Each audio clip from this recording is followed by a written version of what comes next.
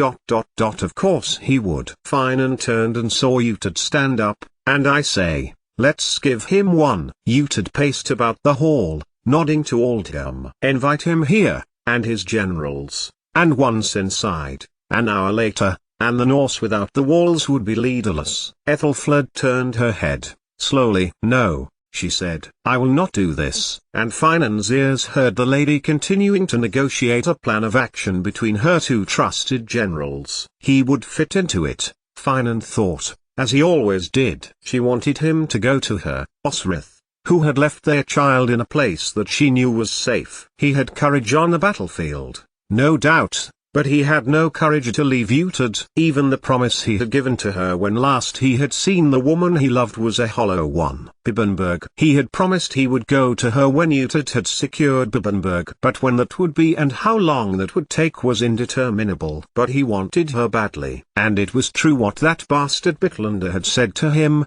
that he was nothing but a whoremonger. Finan had, he admitted to himself, gone to the brothel, gone even to the chamber of a woman who he had liked the look of. But when it got to it, he hadn't been able to go through with it. She had just stared at him, with dark eyes, not even demanding payment for the time he had wasted when she could have been with someone else. Emma, she had said her name was a Frankish name, Finan had replied, looking over her naked form and idly wondering whether Edith, also half Frankish, would have looked like her, undressed. But still, Finan could not coax his cock to stiffness, and even if he had, he didn't want it. Damn Utid and his ideas. So he had left, pressing a silver piece into the girl's hand. And then he had careered down the steps and into a very drunken Angus, who had recognized him, and had drawn a sword in him, telling him he was a bastard and that Osrith was well out of it.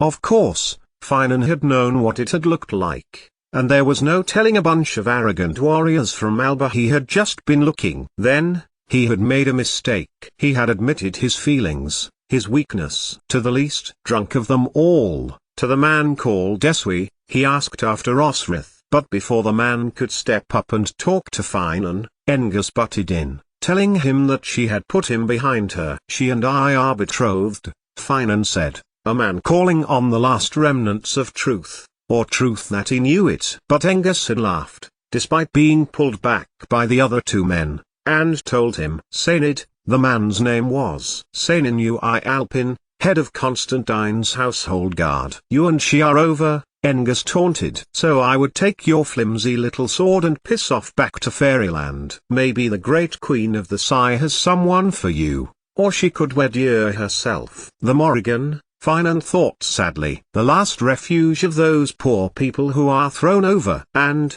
as he let the arrogant bastard Albalords pass, he had looked up to the tavern, considering whether he should go and find Emma, to get his silver's worth. Utid's idea, he thought, as his lord continued to argue with Aldhelm over the Norse, Utid's idea to get a whore for the night. And he wanted no one but Osrith, who had looked as he had remembered her, standing before Lady Ethelfled, holding her own, even insulting her without the lady knowing it.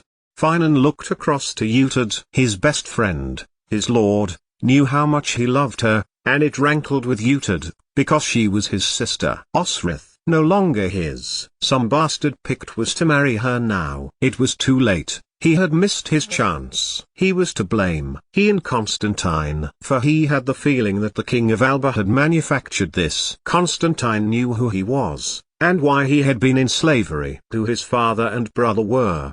Did she know? It didn't matter. None of it mattered now. So Finan focused on the strategy, focused on the detail, thinking about how he could get the most out of the offensive that was to come. Fighting in battle, with monstrous ferocity, with all his heart and soul and strength and might, giving everything he had, imagining that every enemy was Sfri, or the man who had dragged him to the slaver, fighting his enslavement in every battle. This one would be no different. Unfortunately for Finan the Agile, this was one time that he would be wrong. 88,888,888. They had been perfect, Osrith thought, as the moon rose in the coal-black sky. Every one of her men, the Mersins, the Picts, the Gael and the Strathclyde Prince, all turned out for training, all had fought and practiced. the albermen screaming their arrival to the amusement of the Mersons imitating Phelim and Angus and Eswi when it was their turn to initiate the one-on-one combat practice. Nothing untoward had been seen by the Mersons that afternoon, Elfrith told Osrith. The Norse had continued a steady line forward, along the banks of the Merse. Every so often a longboat drifted languorously against the river flow. There will be something, Osrith thought, and she had made them tell her again, one by one, in atomized detail of what they had seen and heard. But it was true. What they had witnessed then, Owain and Oshir pairing to the north and watching the slow inching of the Norse northwestwards, or Falkberg and Eswi to the west watching a cluster of men packed densely and turning slowly like a starling murmuration, was nothing untoward, nothing on which to build a hypothesis. Night, Osrith sensed, would be the place for it, so she organized for the men to relieve one another, in their mixed pairs, every few hours, and gain rest in between. They needed to be ready. "What is northwest?" Osrith asked Aldhelm, as he found her in the stable, filling up the saddlebags of the Alba horses. "And we're not going anywhere, yet." "Then, don't," said Aldhelm, "stay here, don't go into danger." Osrith turned slowly, searching in the moonlight for the jest on the Merson's face. But there was none. He was serious. "Then, why am I here, if it is not to fight? Besides, I have been given autonomy of the men. I gave a plan." "You were given autonomy because they refused to serve anyone else, because they held their heads high when other men jibed them about being led by a woman." "Oh yes," Aldhelm told her. "Merson warriors have long memories." Osrith said nothing, but continued to tie up the saddles. Aldhelm, ignored, slammed his hand across the flap. "Don't go," he told Osrith, "or at least tell me what you have planned." "What do you have planned, that you won't tell me?" Osrith asked, "or the lady?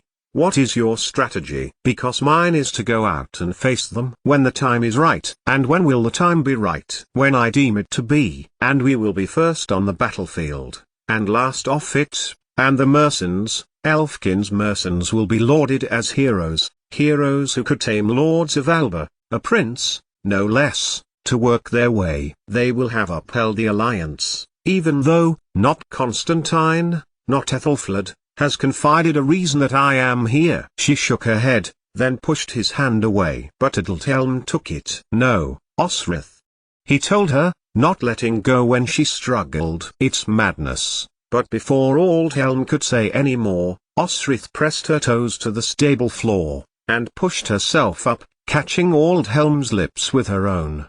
She had done it once before, when she had offered herself once before to the man, when he was on the way to carry out Ethelred's plot to kill the current lady of the Mersons. Idly, Osrith had wondered, had he given in to her and taken her in Ethelfled's Saltwick stable, what it would have been like. Would he have been fast, or slow, taken his time, approached the act with nervousness or arrogance? Would Aldhelm have touched her body with tenderness, or would it have been with the selfishness some men had of taking the pleasure all for themselves, leaving the woman whore guilty and empty? Osrith supposed she would never know, although she remembered how she had, a few nights after propositioning Aldhelm, all those years ago, that she had found a secluded place at the top of Aylesbury's palace keep, her hands bringing her young body to hot, breathless orgasm, quickly and energetically, riding her own fingers as she searched her cunt and clit for pleasure while imagining it was Aldhelm holding on to her breasts, pressing lips and tongue to her nipples, making her come. Why she had wished to hump Aldhelm, Osrith did not know. Perhaps she had sensed his growing feelings towards Ethelfled, and his distaste at following Ethelred's orders. He would have had to deal with knowing about Uted's time with the lady, too. How could he stand it? Osrith wondered. He was loyal to Mercia, that was certain. But to love the woman that much, knowing that she was lying with another man? Aldhelm had become her fantasy every time Ethelfled irked her, that the man who adored the lady of the Mersons had succumbed, physically, to Osrith, who hated her.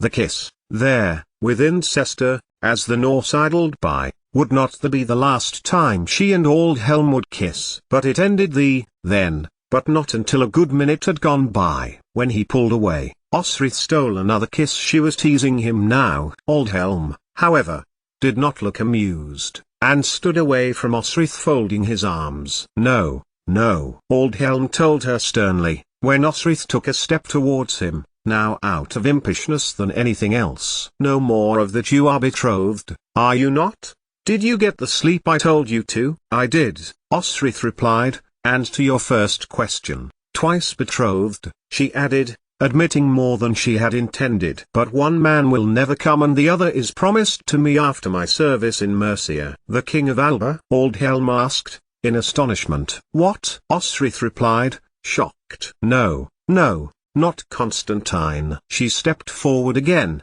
but Aldhelm put up a guarding hand between her and himself. "Osrith, Aldhelm began. "You must not kiss me like that again. It is not proper, it is not right. If I had been any other man." Osrith bowed her head, knowing the end of that sentence was probably, "If I had been any other man, kissing me like that would have ended with you on your back, and me up to my hilt in you."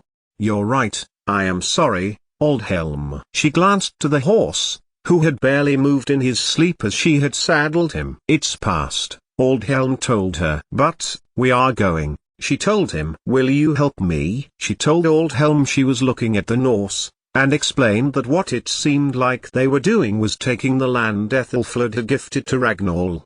"What's that settlement?" Eadsperig, he told her, and looked over the ramparts. It did indeed seem that the Norse were heading that way. "But they are not stopping there." "They are not," Osrith thought, "but they are moving slowly enough that they could stop, and if something were to distract your attention long enough to focus Mercia's attention west." "He is a good man," Osrith told him. Sained, and then felt a shiver of guilt enter her body as she thought of the promise she had made. "Once I had given my time to Ethelfled, my 2 years, we will marry, and I will farm." And Osrith half listened to the head of Ethelfled's guard as he detailed the battle strategy, Finan's name between them, unsaid. 88,888,888. Below, just before dawn, and the Lady of the Mercens rode out through the western gate, on her white horse she had unimaginatively named, Ghost. Osrith was, unfortunately, also at the same gate with her company, for she had finally seen something. "Your eyesight is better than mine," Aldhelm had dismissed, when Osrith pointed out into the darkness just before the sun came up. Osrith doubted that, and it had taken Owain and Elfkin, her youngest warriors, to take an interest in a spot on the southern bank of the Merse, by the fortress of Brunanburh. Cock, Osrith prompted, and they searched for the red she thought she saw, until it became something that was for real, fire. Fire in a tiny speck, in a place where the Danes and Norse had put their longboats. The tiniest of pinpricks, like a new-grown rose thorn embedding itself into flesh. We murmured. "Red sparks, there," Miral confirmed. And her company was agreeing with her, bringing Aldhelm back to life, as he too searched for the red sparks. "We go, now," Osrith told her men, and they congregated in the forecourtyard, horses ready by their own able hands, done surreptitiously as they had changed watch shifts. For Osrith knew, deep in her heart, that those red sparks would soon be coursing through the material over at Brunanburh, sacrificial boats, perhaps, placed strategically enough near the fortress that would make Ethelfled worry about the defense, and draw her attention. If she were Agnall, or if she were Eirik and Siegfried Thorgilson, she would then, with the slow-moving people allowed to pass through the land they wished to occupy, gifted by a benevolent sovereign, make sure those people were her warriors made to look like normal families, who could then turn at a stroke into a fighting body of men. If she were Norse or Dane, she would then take those men to a poorly defended fortress and take it, beginning, she would hope, the conquest of Western Mercia. So Osrith was taking her men to the poorly defended fortress. Aldhelm had told her, as they stood watch together, that Cester was being made into a burgh, refortified as it was, with the muscle from Eadisberig. It was foolish to make it weaker. That could have been a role for Osrith and the Alba lords. Had Ethelfled had sense, Osrith could have been lodged there, with Elfkin's men too, and held it for her.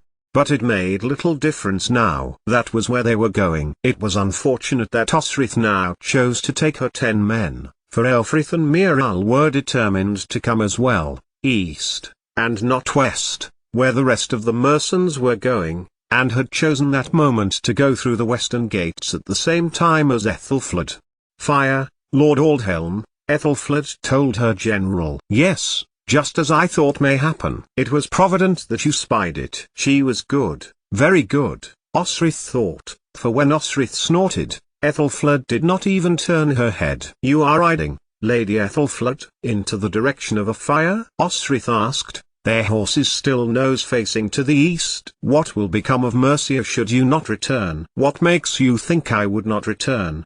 she asked, stiffly. Beside her, Athelstan lingered, watching with grey, hawk-like eyes how this interaction was unfolding. Yes, he was Edward's son, Ethelfled's nephew. Yes, he had been mentored by Uhtred. Something set the young men apart from them, however, that he had his own mind, and that he would use it, when he needed to. It also made Osrith sense that she was in the presence of his grandfather, that she wanted her actions to be seen as honest. How a teenager could make a person feel like that was beyond Osrith, but it made her more determined to head east, more determined to be proved right, that the Norse were indeed planning a raid on the fortress, intent on Kigbit and gaining a foothold in Mercia. If no one would listen, she must show them all. The outcome would speak for itself. So it was the Adspirig. That was where Ethelfled and Aldhelm should be looking. But they were focused west, where the Merse opened out into sheltered sea, where many longboats were still positioned. "You take your men east, Osrith of Alba," Ethelfled told her, "under your own orders." Then, this time her tone was lighter. There was a laugh in her words, and not a humorous one. That was fighting talk. Ethelfled was, in effect, accusing her of following no master, no king or, as it was, no lady. She must know she had no orders to begin with, and that her choice was to follow on, and mingle in the melee, bringing no glory to her men, or remain behind and shame them all. "I know of no orders bar one, lady," Osrith told Ethelfled, "for I have been given none. I understand my role is to honor the alliance between my king and you, and therefore fight for Mercia. So I am fighting for Mercia." Aldhelm spoke then and called that the flames were getting greater. Had he not, Osrith would have been seen turning her back on the lady of the mercenaries. "We come, Lord Aldhelm," Ethelfled called to her general, and she turned aghast from Osrith, who turned east, her men close pressed because of the rest of the mercenaries' army heading in the other direction.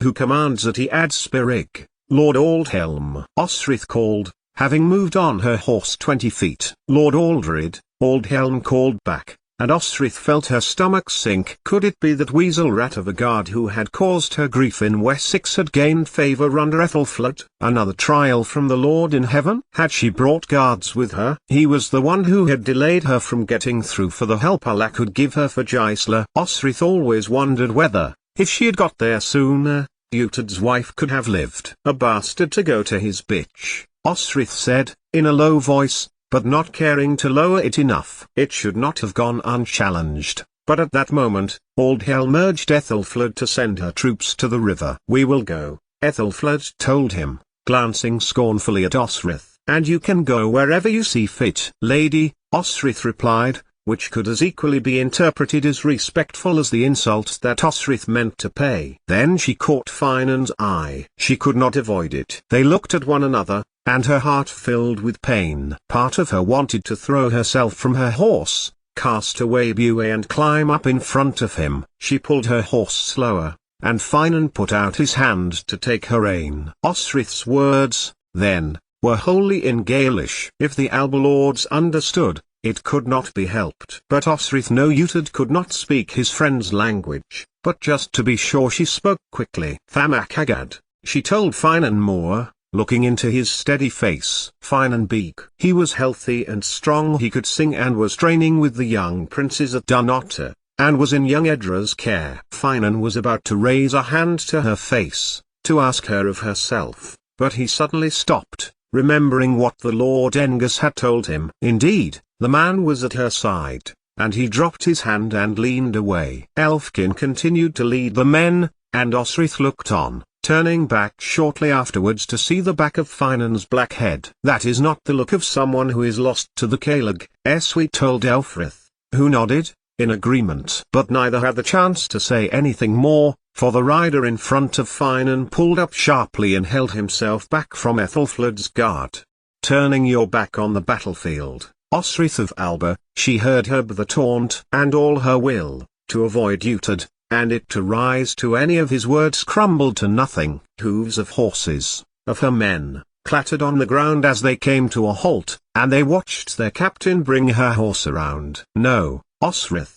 She heard Eswi's cautionary voice, and saw Elfrith catch the reins of her horse and hold her right hand over Bue's hilt.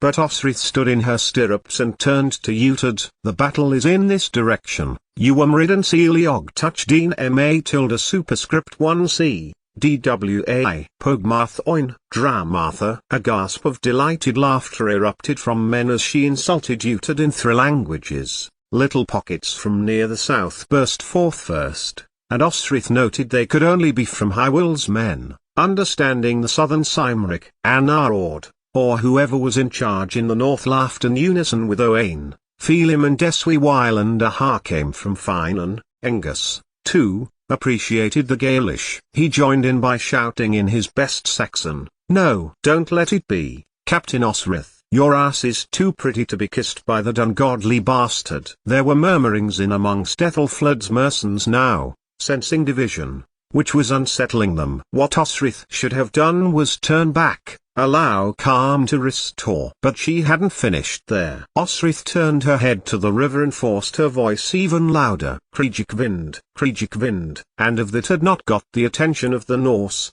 what she said next would. Thanks to Angus, she had one last thing to add before they thundered eastwards to prevent the feint that the Norse were trying to pull off. "For Sir Utad Segoffa Skalderen, Skalderen," Osrith repeated, emphasizing the word shoulder. She waited, to make sure her voice had carried to at least the nearest Norse. "A tilde. Say Slugmuck." "Fire." Aldhelm called again, and Ethelflaed's party suddenly picked up the pace, and all animosity was gone in lieu of the skirmish that was before them. Yes, there was fire, Osrith thought, bitterly, and it was spreading, but could no one see it was a bluff? Then in her sight, hooves and turf and air and Ead Spirig. She was focusing east, and the men under her command were unanimous in their decision to join her. How long would it take until Aldhelm or her brother, or someone realize the Norse were indeed heading in that direction? Osrith could only pray that her company would be in time.